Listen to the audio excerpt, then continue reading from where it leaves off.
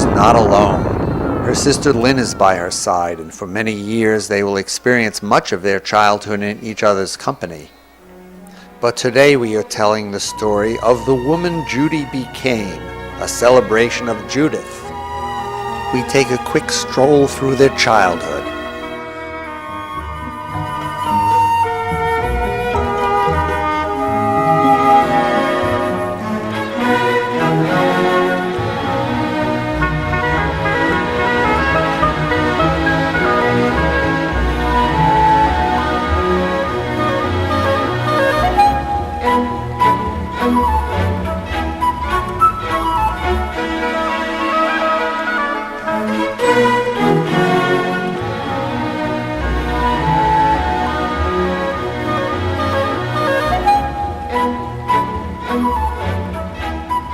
It's February 1962. Judith graduates Girls High in Philadelphia and goes on to Temple University, where 4 years later she receives her teaching degree.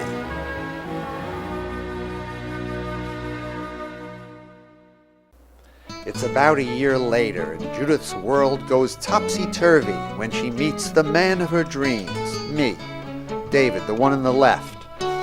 We meet in December 1965. And 4 months later, we're engaged. She should have been warned when we take our first official vacation together, a camping trip to Lake George, New York. Understand we're camping on an island, and initially everything goes wrong. Our tent is missing parts, we lose the propeller to our boat, and a raccoon breaks into our supplies. All obstacles are overcome, however, and we have the best time of our lives. The marriage is a go. Well, here's my adorable bride and our wedding album, mercifully condensed to 30 seconds.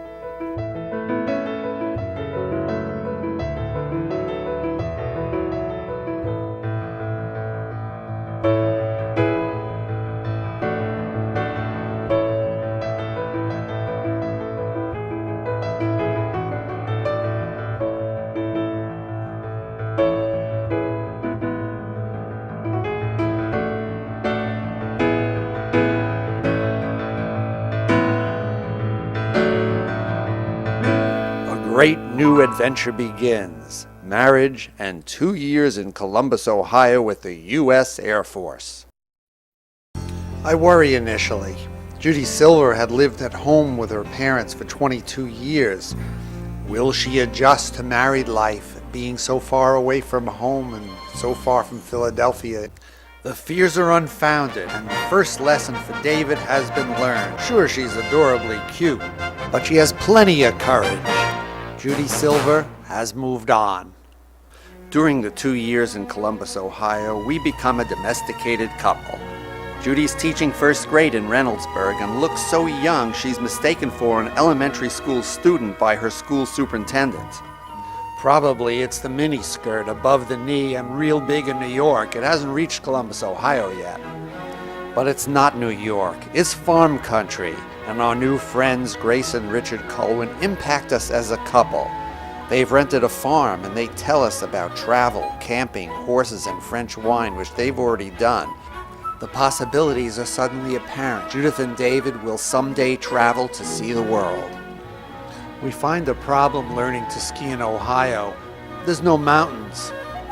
However, one can show off one's new skiing ensemble.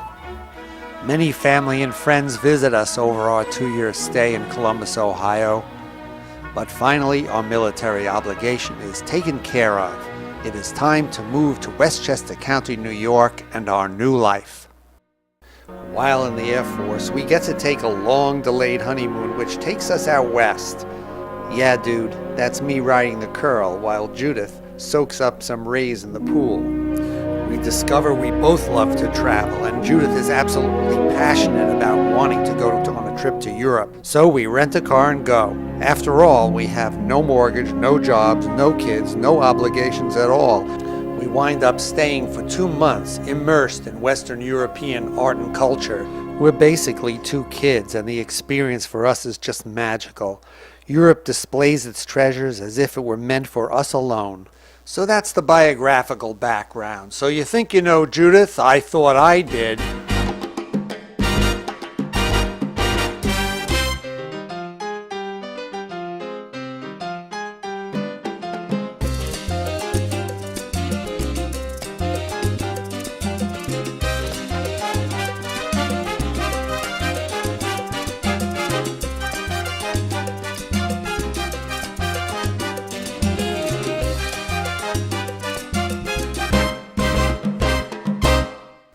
Well, we've had years of freedom, and now it's time to start thinking about raising a family. What you're seeing is a sped-up film version. I know it wasn't this fast. In any case, I don't want to brag.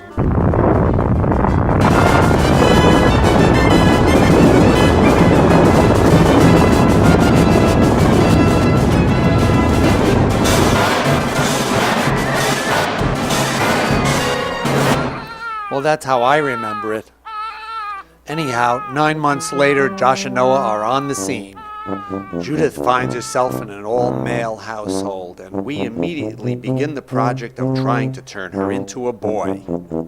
This involves relentless boys' activities and nary a Bloomingdale's in sight. This, of course, tends to get much worse as the boys get older. Come on, Ma.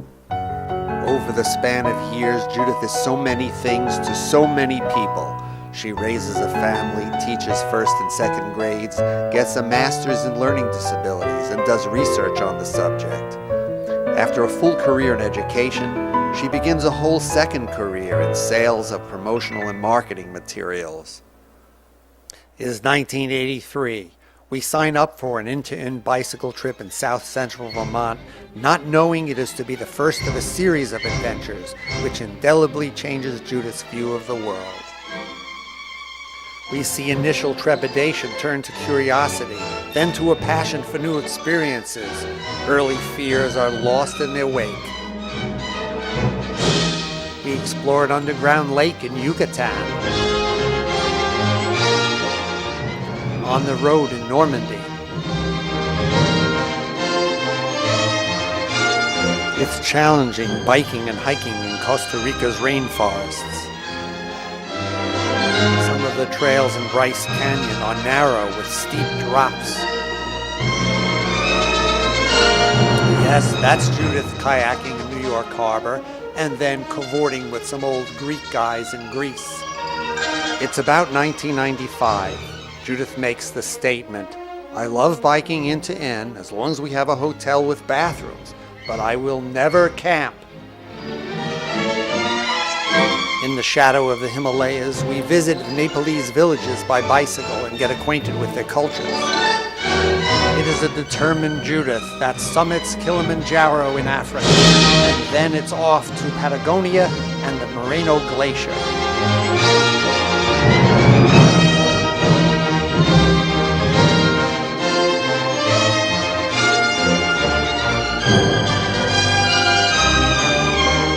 Closest thing to the Rockettes that Papua New Guinea has to offer. Yes, that's our own Judith Fields. It's a mere 2-3 generations ago that these people were Stone Age cannibals.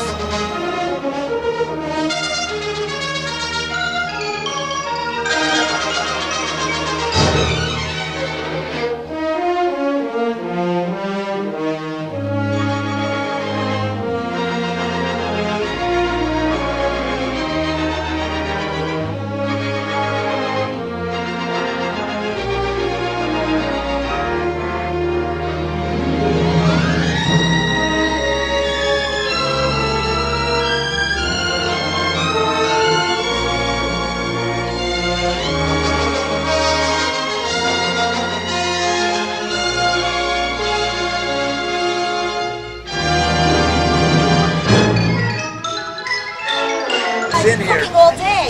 Stew is ready. Hurry, hurry.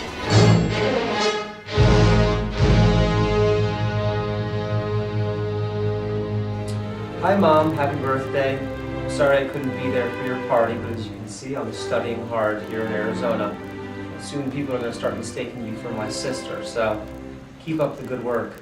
I just wanted to wish you a very happy birthday. I love you, and I'll see you all very shortly. Happy birthday again, Mom. Love you.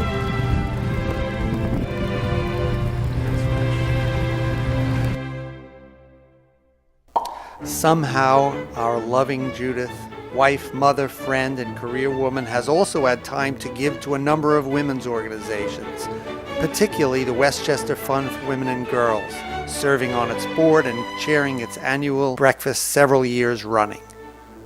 Yes, I think we all agree there's something about Judith, her friendship, her spirit, May there be more adventures from this, the first day of the rest of our lives.